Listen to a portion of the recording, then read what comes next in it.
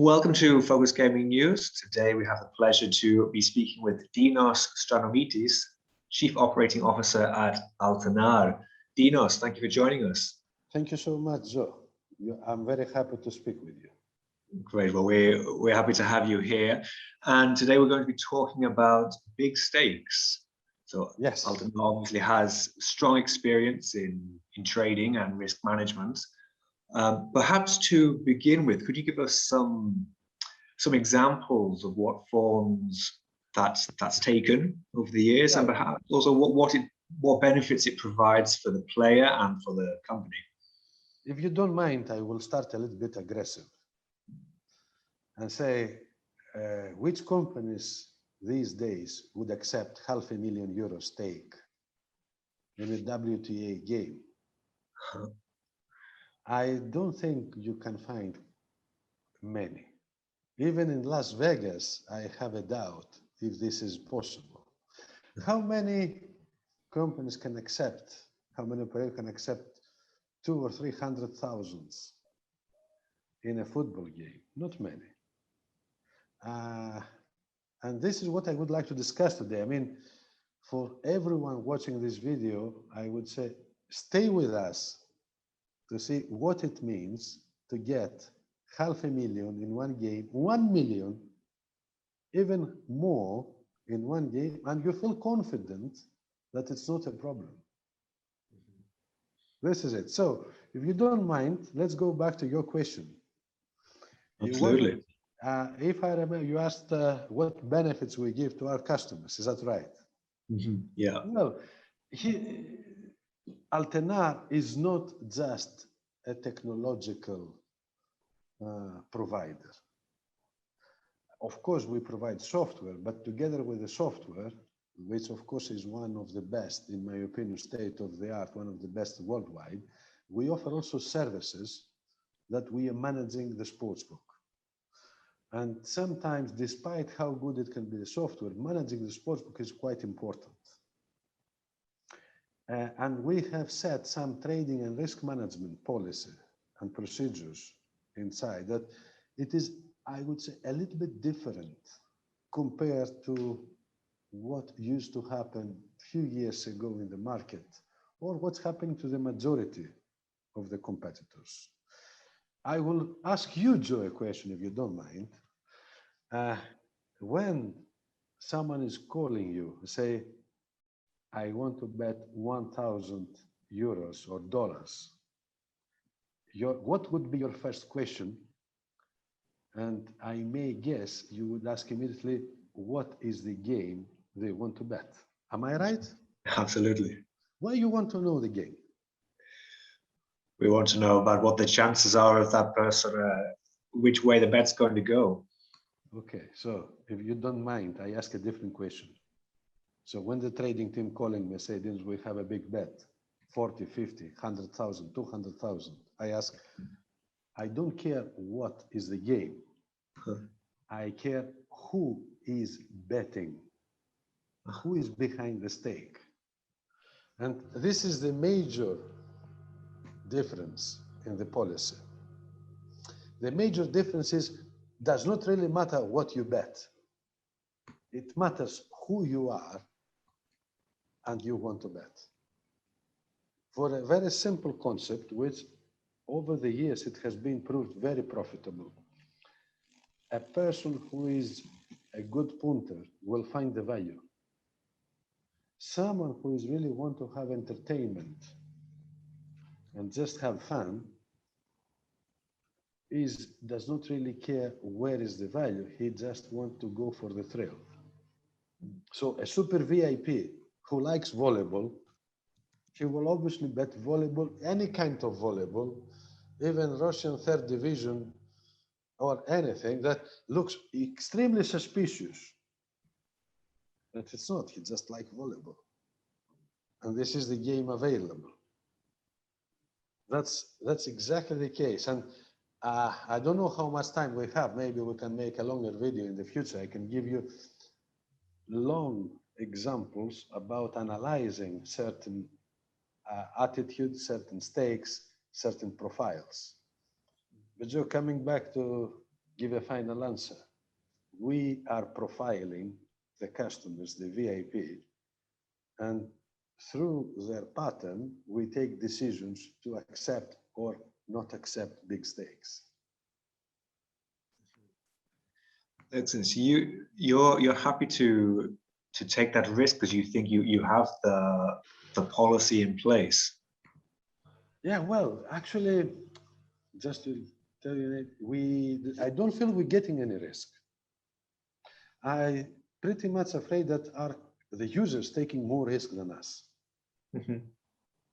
The moment that you feel uncomfortable taking the risk, you don't accept the stake, but the stake is not relevant to the size of the stake.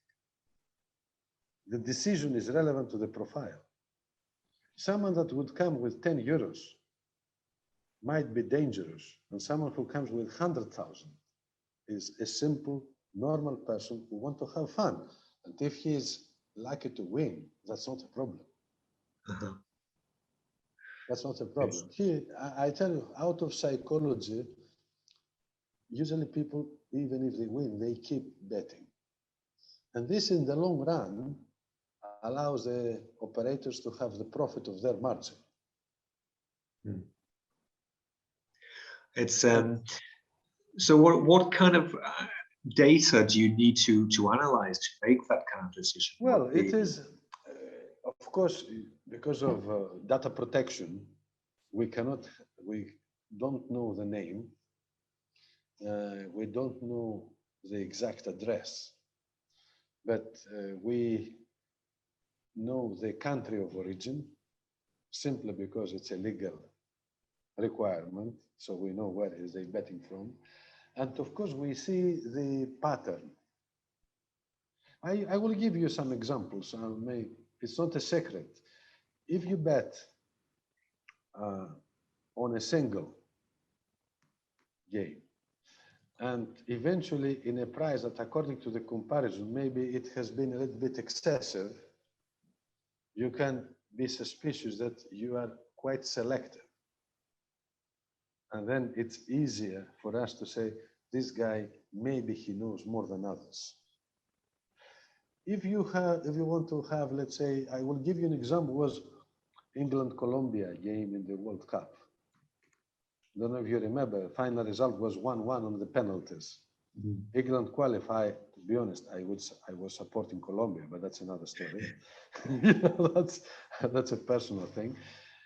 Because we had that time a fantastic business coming from Colombia, with too many Colombians, they would like to bet on Colombia. And worldwide, don't take me wrong, no offense to the British, the big bookmakers, they always make England more favorite than it should be. I remember the game was 2-10 on England and almost 4 times the money in Colombia. But if you see, the teams were more equal. So we decided to go England top of the market, 230, in order to keep Colombia a little bit lower, around 350. We ended up with almost 1.5 million liability in Colombia, even if we had the shortest price in the world. If you're getting such a liability or such a risk, it's not really a risk because you're selling at a fantastic price, and at the end of the day, this will come back. So we had a fantastic opportunity just to make sure that all these customers that they had bet on Colombia, for us was almost qualifying as a VIP, people that they had an emotional bet, an entertainment bet. This is fine. This is fine. It's so what are the factors you think that operators need to bear in mind when offering high stakes, and why do you think so few choose to do so? Yes, well, trading in sports betting is not something that you can learn in a university. It needs experience, and the first generation of bookmakers, it was a little bit, how to say, people with experience in the subject, but not necessarily with mathematics or scientific background. It was commonly recognized, those guys, because they knew football, they knew tennis, they knew basketball. Nowadays, this is not good enough. You need to have a little bit of scientific background to understand the numbers, the figures. And what I have to say, the size of the stake is irrelevant, because a bigger size of the stake can have a bigger profit if you know exactly what to do.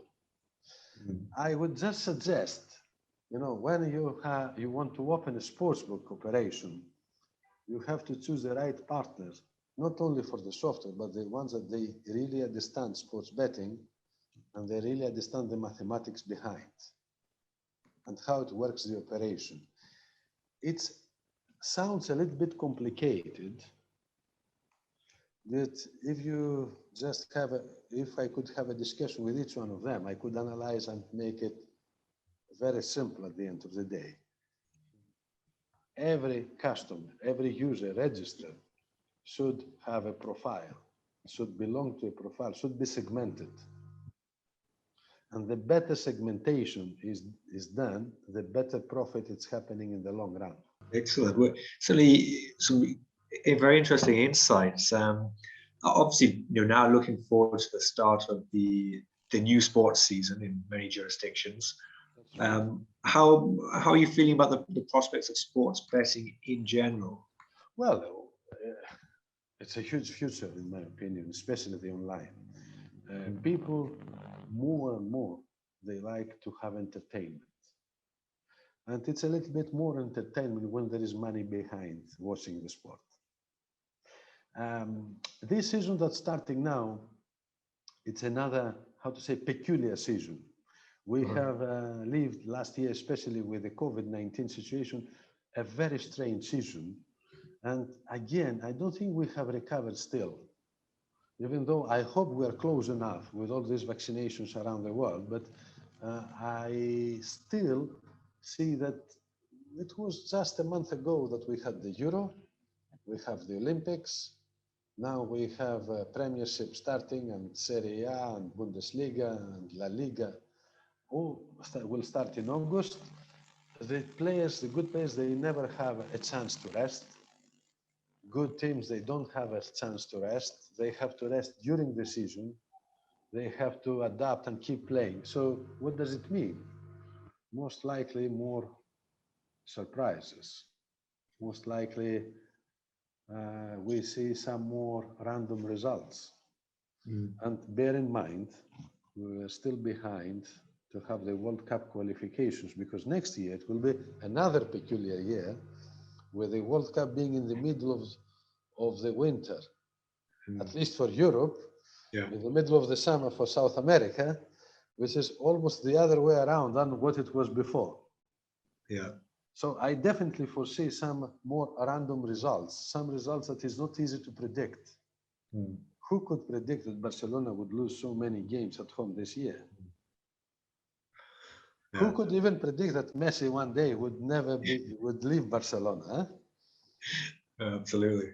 Yes, that would be a good bet to finally understand where it goes. Looks the favorite is Paris. Yeah, it's very interesting how those, how all these factors and the scheduling itself can impact on results. Of course, Joe. You see, Liverpool broke down in the middle of the season. Too many injuries. Yeah. It happens. So it's unpredictable, isn't it? And this exactly gives the thrilling. That's why I say it's a lot of future. And especially in our business, if I may add, is that when you have to promote a casino, there are not endless ideas. Okay, one roulette is one roulette. You cannot promote the numbers. But in sportsbook, you can promote the games. You can say we have Arsenal, Liverpool, we have Real Madrid, Barcelona, we have Boca Juniors, River Plate. You have plenty of things to discuss about. You can make the users come to you easier. That's what I think. Excellent. Well, Dinos, thank you for joining us. Is there anything that you'd like to add before we finish? Anything from? Well, in Altenar, we always, Joe, in Altenar, we always try our best to create best partnership with operators, so we give them the best sports betting opportunities. We more or less, we will come back on flies with airplanes, if permitted soon. We will go back to each European exhibition, to South America, to North America, to Africa, to Asia. So we will go back to see and discuss, keep discussing. Okay, we do business from distance, but really a physical meeting is much, much better than many others. That's all I have to say. Yeah. We are, Altenar will be your perfect sportsbook partner. Excellent. Well, thank you, Dinos, and we look forward to meeting in person hopefully one Have day a nice soon. day. Have a nice Yeah. day. Thank you so much. Thank you. Bye. Thank you.